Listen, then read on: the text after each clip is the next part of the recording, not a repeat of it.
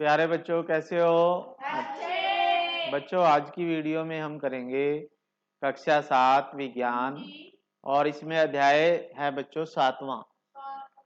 अध्याय 7 है बच्चों, जंतुओं और पादप में परिवहन।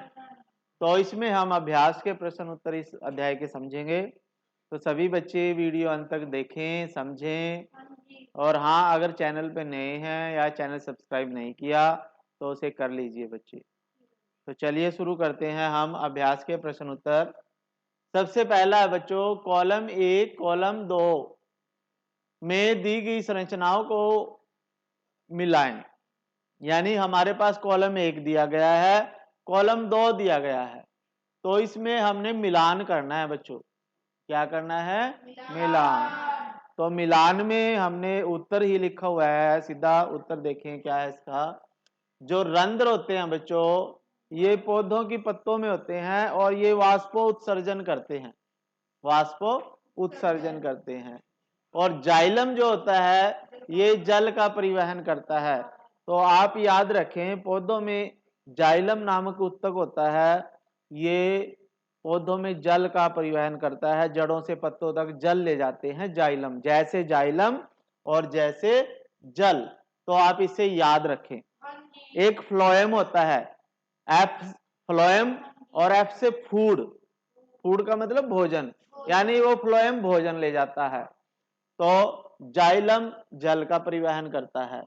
फिर है मूल रोम, जल का अवशोषण करते हैं बच्चों। मूल रोम जड़ों के आगे, जड़ों के आगे छोटी छोटी जड़ें होती हैं जिसे हम मूल रोम कहते हैं।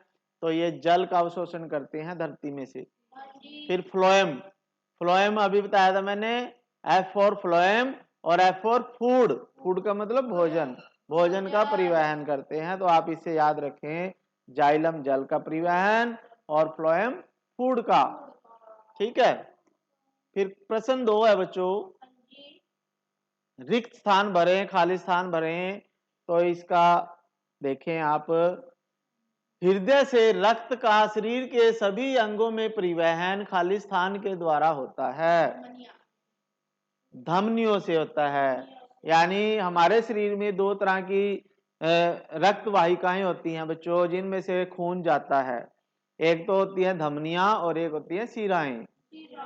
धमनियों में हमेशा खून हृदय से बाहर की तरफ जाता है सभी अंगों में। तो जहां से भी हृदय से रक्त शरीर के सभी अंगों में जिसके द्वारा जाएगा वो होती है धमनियां। ठीक है। यानी हृदय से शरीर के सभी अंगों तक जाएगा धमनियों के द्वारा, और जहां सभी अंगों से वापिस हृदय पे आएगा वो शिराओं के द्वारा। ठीक है। फिर है हीमोग्लोबिन डैश कोशिकाओं में पाया जाता है, लाल रक्त कोशिकाओं में। हीमोग्लोबिन हमारी रक्त कोशिकाएं हैं 3 तरह की, लाल रक्त कोशिकाएं, श्वेत रक्त कोशिकाएं और बिंबाणु या प्लेटलेट्स बोलते हैं जिसे। तो लाल रक्त कोशिकाओं में हीमोग्लोबिन पाया जाता है, जिसमें लोहा होता है, उसी के कारण उसका रंग लाल होता है, ब्लड का, खून का रंग। फिर हृदय में के लयबद्ध विस्तार और संकुचन को क्या कहते हैं बच्चों? धड़कन। क्या कहते हैं? धड़कन कहते हैं। ठीक है। अच्छा, ये है, इससे पहले धमनियां और शिराएं डैश के जाल द्वारा जुड़ी होती हैं, केशिकाओं के द्वारा। केशिकाएं होती हैं यहाँ, जहां धमनियां और शिराएं आगे बारीक छोटी छोटी केशिकाओं के द्वारा जुड़ी होती हैं। ठीक है। धमनियां और शिराएं जैसे पेड़ की टहनियां होती हैं, टहनियों के आगे छोटी छोटी टहनियां आ जाती है ना, तो उसी प्रकार से धमनियां और शिराएं आगे छोटी छोटी रक्त वाहिकाओं में बंट जाती हैं, जिन्हें हम केशिकाएं कहते हैं, उसी के द्वारा वो जुड़ी होती हैं। फिर हृदय के लयबद्ध विस्तार और संकुचन, यानी हृदय एक बार फैलता है फिर सिकुड़ता है। ठीक है, ऐसे धक धक करता रहता है ना, तो उसे हम धड़कन कहेंगे। क्या कहेंगे? धड़कन। फिर है मानव शरीर में मुख्य उत्सर्जी उत्पाद, यानी मानव शरीर से उत्सर्जी उत्पाद निकलते हैं। कैसे निकलते हैं? पसीने के द्वारा या मूत्र के द्वारा। जब हम पेशाब करते हैं ना तो उसमें भी निकलते हैं, या आप लैट्रिन वगैरह करते हो आप, उसमें भी उत्सर्जी उत्पाद है वो। तो मुख्य उत्सर्जी उत्पाद कौन सा है बच्चों? यूरिया। ठीक है, हमारे पसीने में भी यूरिया होता है और हमारे बाथरूम में यानी पेशाब में भी यूरिया होता है। तो मुख्य उत्सर्जी उत्पाद होता है ये यूरिया। फिर उसके बाद है बच्चों, पसीने में पानी, खालिस्तान और खालिस्तान होता है। ठीक है, तो पसीने में क्या क्या होता है बच्चों? लवण होता है। क्या होता है? लवण होता है। फिर उसके बाद है वृक्क अपशिष्ट पदार्थों को सरल तरल रूप में बाहर कर देता है, जिसे मूत्र कहते हैं। वृक्क यानी वृक्क जो होता है अपशिष्ट पदार्थों को, यानी जो गंदगी होती है हमारे शरीर में, वो वृक्क जो है हमारे शरीर से अलग करता है। किसके द्वारा? मूत्र के द्वारा, या पेशाब बोलते हो जिसे, उसके द्वारा हमारे शरीर की गंदगी बाहर निकल जाती है। वृक्षों में बहुत अधिक ऊंचाइयों तक जल पहुंचाने के कार्य में वाष्पो उत्सर्जन द्वारा उत्पन्न चूषण अभिकर्षण बल सहायता करता है। यानी जड़ों से पत्तों तक पानी कैसे जाता है? वाष्पोत्सर्जन के कारण। वाष्पोत्सर्जन के कारण पानी बाहर निकलेगा पौधों से, और नीचे से जड़ों से पानी फिर ऊपर आएगा। ठीक है, तो वो वाष्पोत्सर्जन के कारण ही होता है बच्चों। ठीक है बच्चों, फिर उसके बाद है अगला क्वेश्चन है आपके पास, क्वेश्चन नंबर 3। सही विकल्पों का चयन करें। पौधों में जल का परिवहन किसके द्वारा होता है बच्चों? जैसे जल और जैसे जाइलम। ठीक है, तो यहां पे आएगा आपके पास जाइलम, फ्लोएम, रंध्र, मूल, रोम द्वारा। यानी पौधे में जल का परिवहन, अगर कहे अवशोषण, अगर कहे अवशोषण जल का, तब तो आएगा मूल, रोम।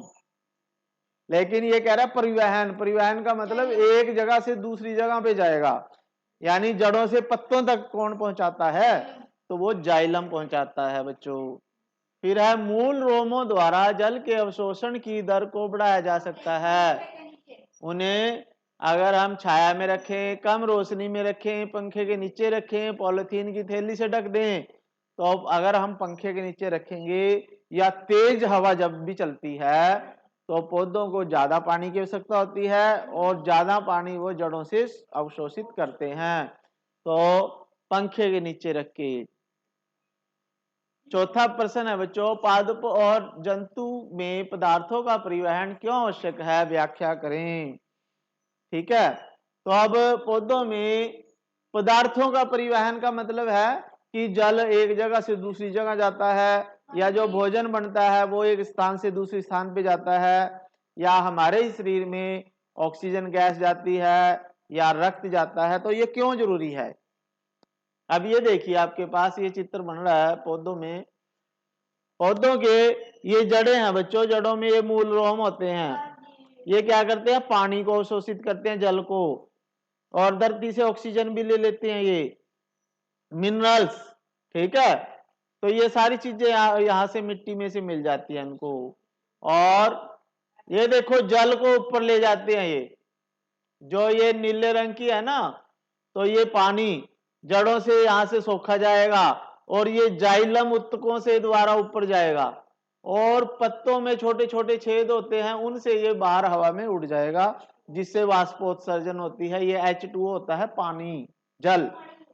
ठीक है, और ये CO2 गैस जो है इन पत्तों में छोटे छोटे छेद होते हैं, जिसे रंध्र कहते हैं, उसके द्वारा कार्बन डाइऑक्साइड गैस ले ली जाएगी, और उन्हीं रंध्रों से ऑक्सीजन गैस छोड़ दी जाएगी पौधे द्वारा। ठीक है, और जब लाइट भी होती है तब भी नाइट्रोजन बनती है, और वो नाइट्रोजन का उपयोग ये पौधे कर लेते हैं। शुगर होता है ये पत्तों में भोजन बना, यानी जब इनको पेड़ पौधों को यहाँ से वाटर मिल गया, पानी मिल गया, जाइलम के द्वारा ऊपर चला गया पत्तों तक, पत्तों में भोजन बनेगा। पत्ते भोजन बनाएंगी, तो जो भोजन होता है ना उसे शुगर कहते हैं। उसको बोलते हैं मंड या स्टार्च। मंड या स्टार्च के रूप में पत्ते भोजन बनाएंगे, और उस भोजन को फ्लोएम के द्वारा पौधे के सभी भागों तक पहुंचा दिया जाता है। ठीक है, तो अब इसके बारे में देखो, पौधे और जंतुओं के लिए पदार्थों का परिवहन आवश्यक है, क्योंकि इससे शरीर के सभी अंगों को पोषक तत्व मिलते हैं, ऑक्सीजन उपलब्ध होती है। यदि शरीर में आवश्यक पोषक तत्व और ऑक्सीजन का परिवहन नहीं होगा तो वो शरीर जीवित नहीं रह सकता। ठीक है, तो पादपों को भी और जीवों को भी सभी को में पूरे शरीर में पोषक तत्व जाने चाहिए, तभी वो जीवित रह सकते हैं, और उसके लिए परिवहन होगा तभी तो वो जाएंगे। फिर है बच्चों, क्या होगा यदि रक्त में पट्टी काणु या प्लेटलेट्स ना रहे। प्लेटलेट्स सेल्स बोलते हैं जिसे, भाई इसके सेल लोगे तो क्या हो जाता है, तो कई बार उसकी मृत्यु तक हो जाती है। प्लेटलेट्स खून में थक्के जमने के लिए जिम्मेदार होता है। प्लेटलेट्स होते हैं जिसे पट्टी काणु भी बोलते हैं, वो खून जमने में सहायता करते हैं बच्चों। जैसे कहीं चोट लगी तो आप देखते हो कुछ समय के बाद वहां पे खून जम जाता है, और वो किसके कारण जमता है, प्लेटलेट्स या पट्टी काणु के कारण। चोट लगने पर खून बहने लगता है, लेकिन यह अपने आप जम जाता है। यदि प्लेटलेट्स नहीं होंगे तो रक्त थक्का नहीं बना पाएगा और बहता रहेगा, और हमारे शरीर में से खून की कमी हो जाएगी। और कई बार तो ये होता है भी सारा खून अगर बह गया तो हमारी मृत्यु तक हो जाती है। तो इसलिए जो पट्टिकाणु होता है वो रक्त की हानि को बचाता है। ठीक है, जिसके पट्टिकाणु कम होते हैं ना तो उसका खून बहता रहता है, चोट उसकी ठीक नहीं होती। जैसे शुगर के मरीज होते हैं जो, तो उनको दिक्कत होती है। तो इसलिए पट्टिकाणु जो होता है वो खून को जमाने में सहायता करता है। फिर है ये रंध्र क्या है और इसके क्या कार्य हैं बच्चों, देखिए इंपॉर्टेंट प्रश्न है। रंध्र पत्तियों की निचली सतह पर छोटे छोटे छिद्र होते हैं।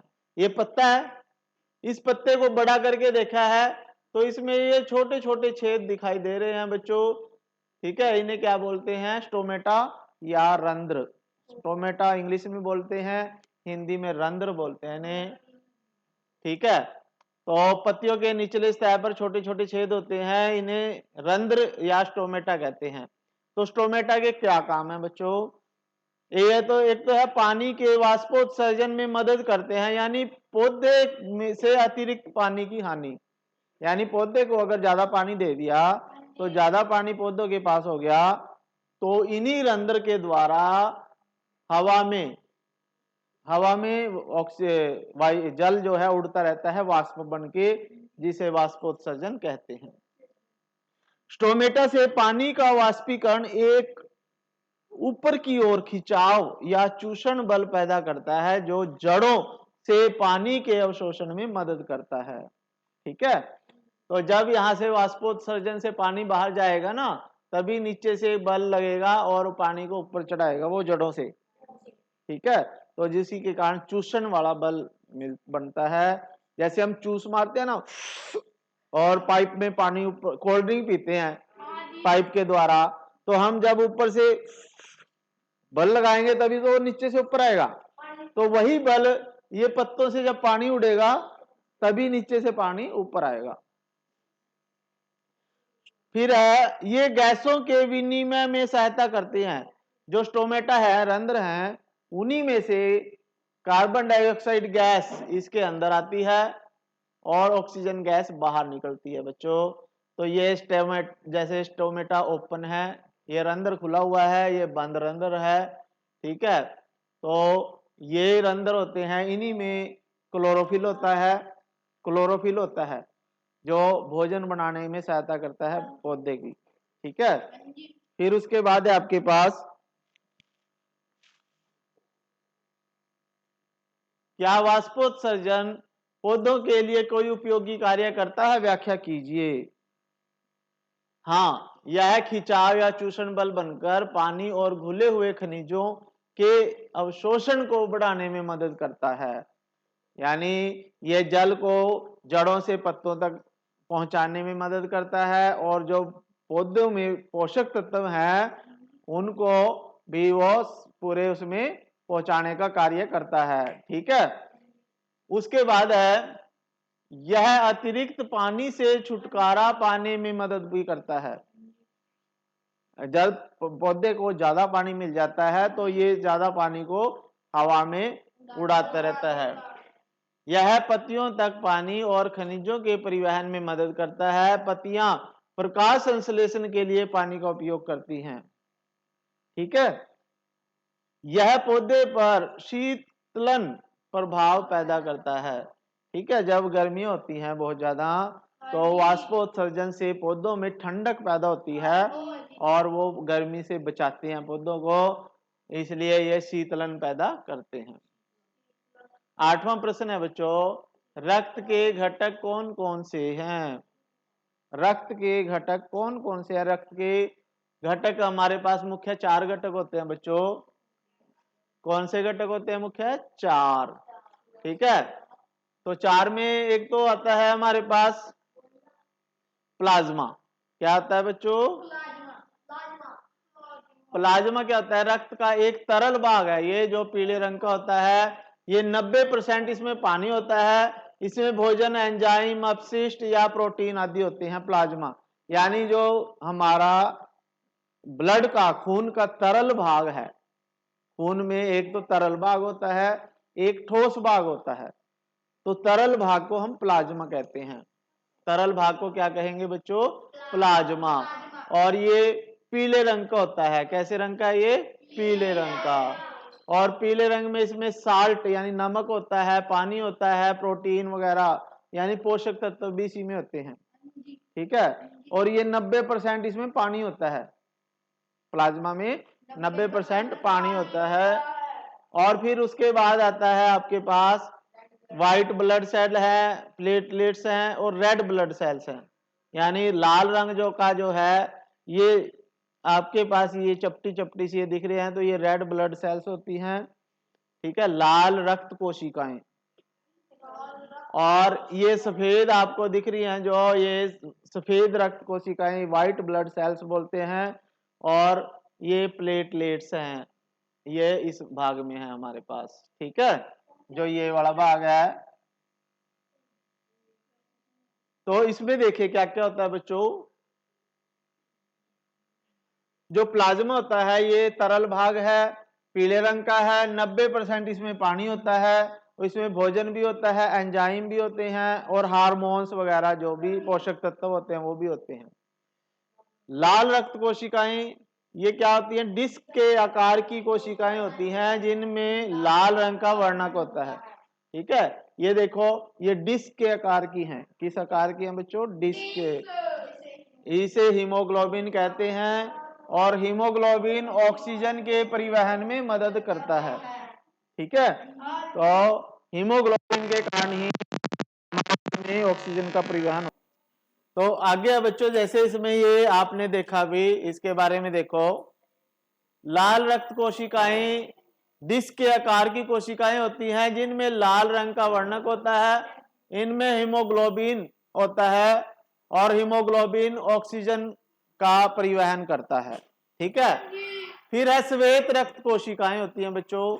ये होती है रक्षा करने वाली कोशिकाएं हैं जो संक्रमण पैदा करने वाले बैक्टीरिया और बाहरी पदार्थों से हमारी रक्षा करती हैं। यानी इन्हें हम शरीर के सैनिक भी बोलते हैं। ये बीमारियों से हमारी रक्षा करते हैं। ठीक है, फिर उसके बाद प्लेटलेट्स आती हैं बच्चों। प्लेटलेट्स क्या होती हैं? रक्त का थक्का जमाने में मदद करती हैं जिससे बहता हुआ रक्त बंद हो जाता है। तो ये प्लेटलेट्स होते हैं। जब भी हमें चोट लग जाती है तो रक्त का थक्का या खून को जमने में ये मदद करती है और ये खून को बहने से रोकती है बच्चों। तो ये आपको पता होना चाहिए, ये इंपॉर्टेंट है प्रश्न। रक्त के घटक 4 घटक हैं। प्लाज्मा है, लाल रक्त कोशिकाएं हैं, श्वेत रक्त कोशिकाएं हैं और पट्टिकाणु हैं। तो ये या प्लेटलेट्स हैं बच्चों। ठीक है, फिर शरीर के सभी अंगों को रक्त की आवश्यकता क्यों होती है? इसका आंसर है बच्चों खून की जरूरत सभी अंगों को होती है क्योंकि इसमें पचा हुआ भोजन होता है और ऑक्सीजन होता है। तो जब तक सभी कोशिकाओं तक खून नहीं जाएगा तब तक वो अपना कार्य नहीं करेंगी।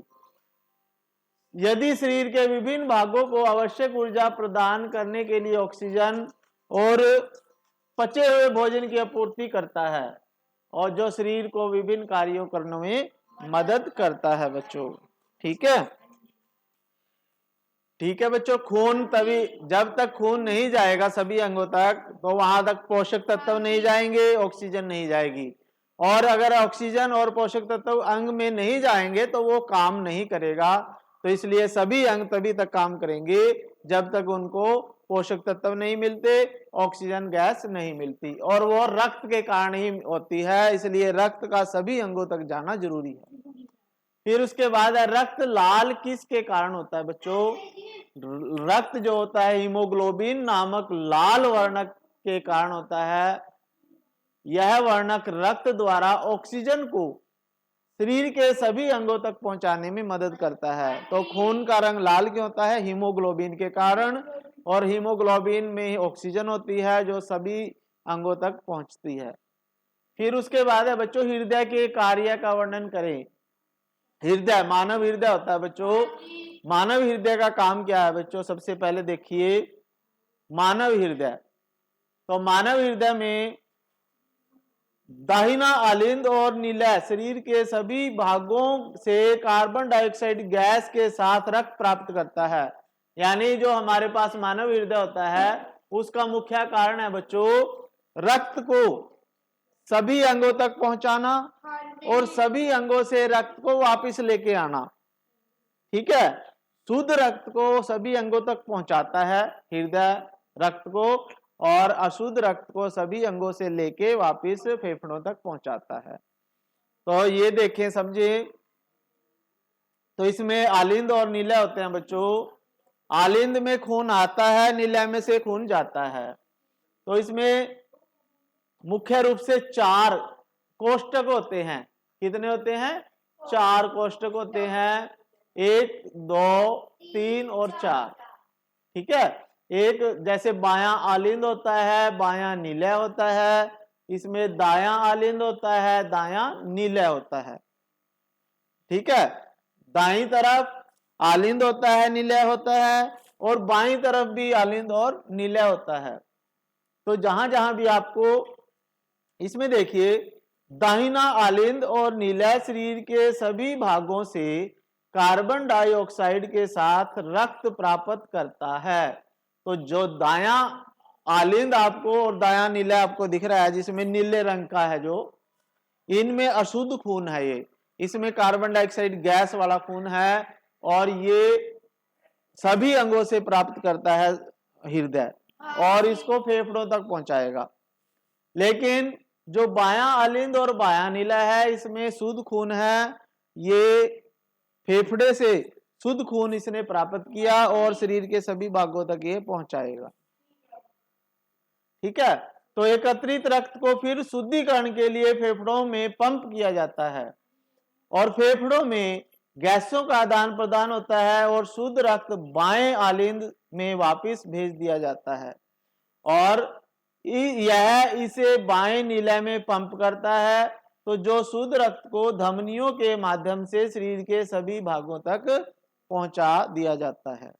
तो इस प्रकार से जो मानव हृदय होता है बच्चों, वो अशुद्ध रक्त को सभी अंगों से प्राप्त करता है दाएं आलिंद और नीला के द्वारा, और शुद्ध खून को सभी अंगों तक पहुंचाता है बाएं आलिंद और नीला से।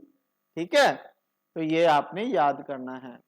फिर है शरीर द्वारा अपशिष्ट पदार्थों को उत्सर्जित करना क्यों आवश्यक है? शरीर से अपशिष्ट पदार्थों को, गंदगी को हमें शरीर से बाहर क्यों निकालना होता है बच्चों? ये देखें, शरीर की कोशिकाओं में कुछ अपशिष्ट और जहरीले उत्पाद बनते हैं। ठीक है, तो शरीर में कुछ अपशिष्ट पदार्थ होते हैं, जहरीले पदार्थ होते हैं, वो बनते रहते हैं। जैसे यूरिया है, अपशिष्ट उत्पाद जहरीले होते हैं। यदि इन विषैले पदार्थों को शरीर से बाहर नहीं निकाला जाता तो ये खून में मिल जाते हैं और शरीर की कोशिकाओं को नुकसान पहुंचा सकते हैं। तो इसलिए ऐसे जहरीले अपशिष्ट पदार्थों को हमारे शरीर से बाहर निकालना आवश्यक है बच्चों। ठीक है, तो जहरीले पदार्थों को जितनी जल्दी हो सके उनको शरीर से बाहर निकालते रहना चाहिए। इसलिए आपको कहा जाता है कि सुबह सुबह हर रोज आप शौच के लिए जाएं, अपना पेट साफ करें, और समय समय पे हमें बाथरूम जाना होता है, पेशाब करते हैं, तो वो इसलिए करते हैं ताकि ये जहरीले पदार्थ हमारे शरीर से बाहर निकलते रहें।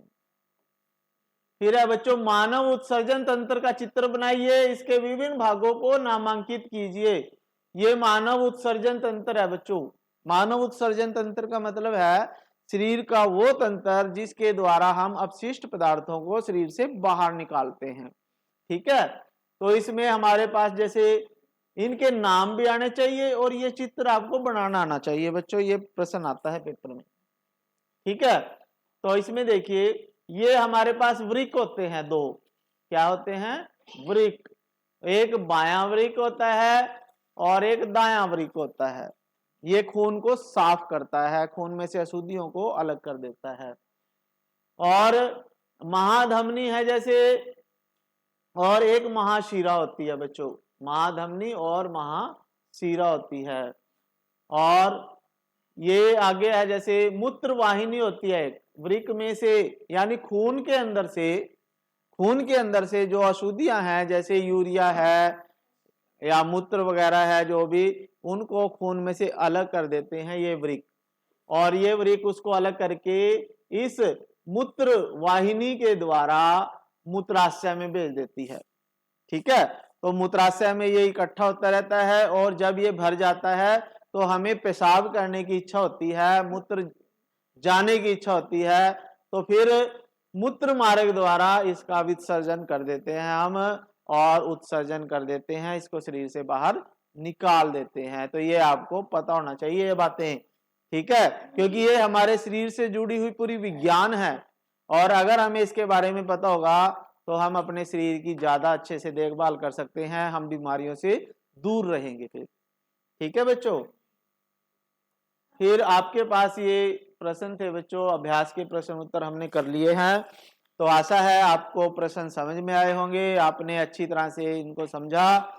तो बच्चों अगर आप चैनल पे नए हैं या चैनल सब्सक्राइब नहीं किया तो कर लीजिए, क्योंकि ये चैनल आपकी तैयारी के लिए ही है बच्चों। ठीक है बच्चों, फिर मिलेंगे नई वीडियो के साथ, तब तक के लिए थैंक यू। जय हिंद बच्चों।